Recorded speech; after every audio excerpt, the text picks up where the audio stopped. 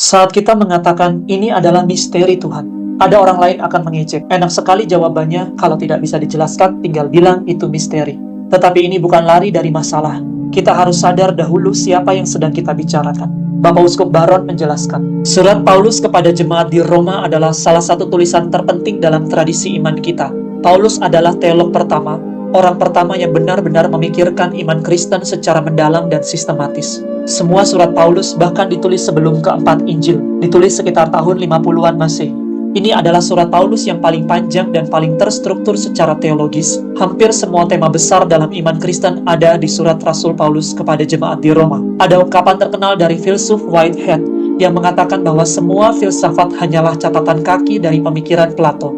Kita bisa mengatakan hal serupa. Semua teologi Kristen bisa dianggap sebagai catatan kaki dari ajaran Paulus, dan puncaknya ada dalam surat kepada jemaat di Roma. Paulus yang juga seorang Israel percaya Yesus adalah Mesias, penggenapan janji bagi bangsa Israel. Tapi walaupun sebagian orang menerima berita ini, kenyataannya sebagian besar orang Israel menolaknya. Maka timbul pertanyaan, bagaimana kita memahami hubungan antara umat pilihan Israel yang menolak Mesias dan mereka yang menerimanya, baik orang Yahudi maupun non-Yahudi. Setelah bergumul dengan masalah besar ini, Paulus sampai pada kesimpulan yang dalam dan menyentuh hati.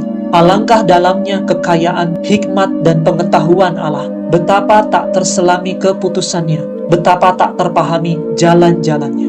Saya sering berdialog dan berdebat dengan orang yang tidak percaya kepada Tuhan, yang mempertanyakan bagaimana mungkin Tuhan yang Maha Tahu dan Maha Baik bisa membiarkan penderitaan anak-anak, bencana alam, penyakit kanker pada anak kecil, dan lain sebagainya. Mereka melihat semuanya sebagai kejanggalan besar dan bertanya, bagaimana mungkin kamu percaya bahwa Tuhan yang Maha Baik bisa membiarkan ini semua terjadi? Jawaban klasik dari iman Kristen adalah, ya memang jalan Tuhan sulit dipahami. Paulus mengakuinya dengan jujur dalam suratnya kepada jemaat di Roma. Alangkah dalamnya hikmat dan pengetahuan Tuhan, sungguh tak terselami keputusannya. Tentu ada yang mengejek dan berkata, oh enak sekali jawabannya, kalau tidak bisa dijelaskan, tinggal bilang itu misteri.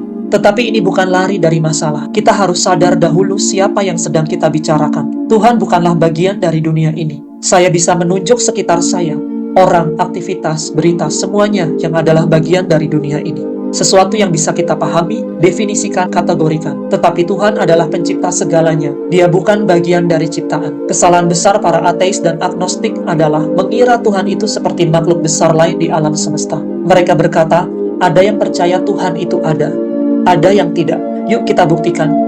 Namun Tuhan bukan objek seperti itu.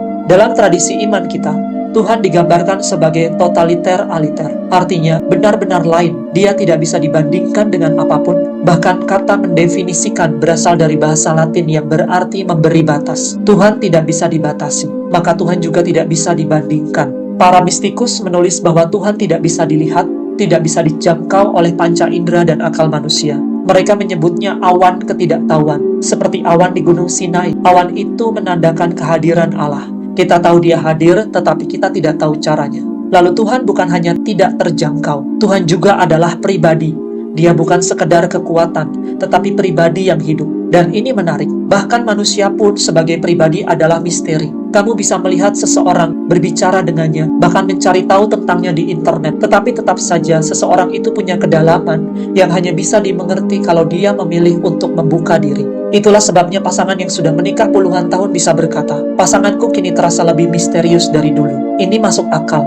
Semakin kita mengenal seseorang, semakin kita sadar bahwa dia dalam dan misterius. Sekarang bayangkan, Tuhan adalah pribadi yang tidak terbatas dan tidak terdefinisi. Maka wajarlah jika keputusannya tidak bisa kita pahami. Pikirkan anak kecil berumur 3 tahun. Dia tahu orang tuanya mencintainya, tetapi tetap saja orang tuanya sering bertindak aneh, menyuruh tidur saat ia ingin main, melarang makan permen sebelum makan malam, membawa ke dokter untuk menyuntikkan jarum. Kalau anak itu punya kata-kata seperti Paulus, ia akan berkata, betapa tak terpahami jalan orang tuaku. Tetapi ia tetap percaya mereka mencintainya. Nah, bandingkan perbedaan antara akal anak kecil dan orang dewasa dengan perbedaan antara akal manusia dan Tuhan. Jauh lebih besar perbedaannya. Maka wajar kalau kita tidak mengerti sepenuhnya keputusan Tuhan. Saat kita bertanya, mengapa Tuhan membiarkan hal ini terjadi dalam hidupku? Itu wajar. Semua orang percaya pun pernah mengalami saat-saat tersebut. Tapi kita harus sadar, kita tidak bisa mengerti segalanya. Maka apa yang bisa kita lakukan? Kita percaya. Inilah inti ajaran Paulus, iman. Tetapi iman bukan sekedar menerima beberapa pernyataan. Iman adalah kepercayaan yang mendalam, menyerahkan diri kepada Tuhan. Paulus berkata bahwa kita diselamatkan oleh iman, oleh kepercayaan kepada Tuhan, yang jalan-jalannya tetap menjadi misteri bagi kita. Kita percaya kepada Tuhan yang adalah pribadi tak terbatas, yang mencintai kita, maka kepadanya kita berserah.